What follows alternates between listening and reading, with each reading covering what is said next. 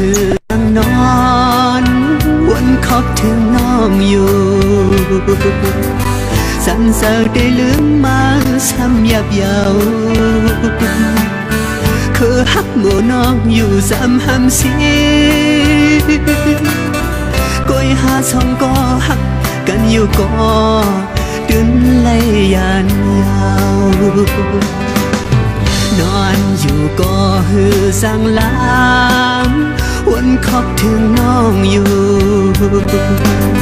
สันเสาได้ลืมมาซ้ำยับยาวคือฮักหมู่น้องอยู่ซ้ำห้ำสีก้อยหาสองก็ฮักกันอยู่ก็เดลัยยานยาวฟองเม็ดฝนน้ำลงให้น้องมาสิแห่แขนเสียงหือก็มันหลายโหเย่ตั้งหักอ่อนใจทุกนี้มาก่อ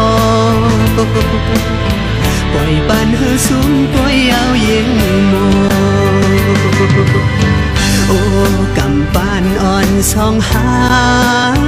มีวัดสั่งไว้นอเป็นสร้างเลยทบยาเสื่องนางใน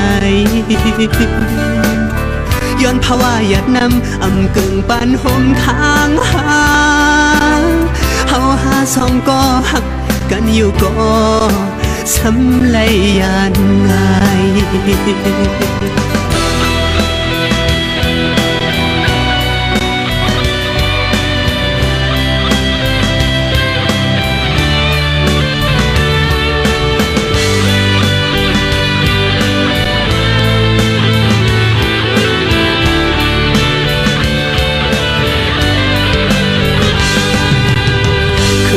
เย็นก็หือสั่งนอ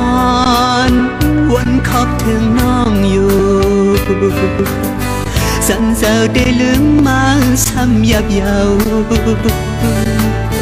คือฮักหมู่น้องอยู่ซ้ำห้ำสี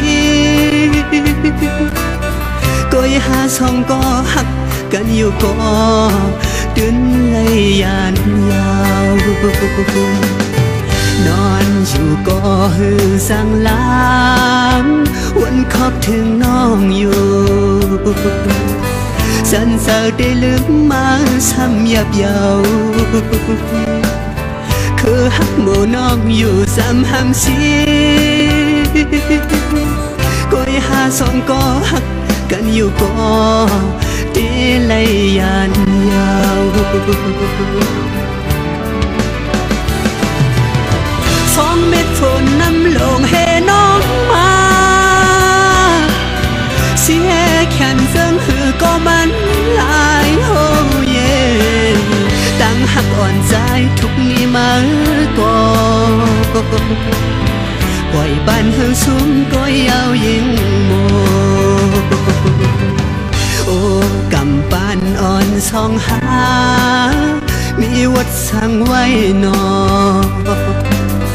เป็นสร้างเลยทบยาเสื่องนางในย้อนภาวะหยาดน้ำอำกึ่งปันห่มค้างหาเฮาหาสองก็หักกันอยู่ก็สำเลยยานนาย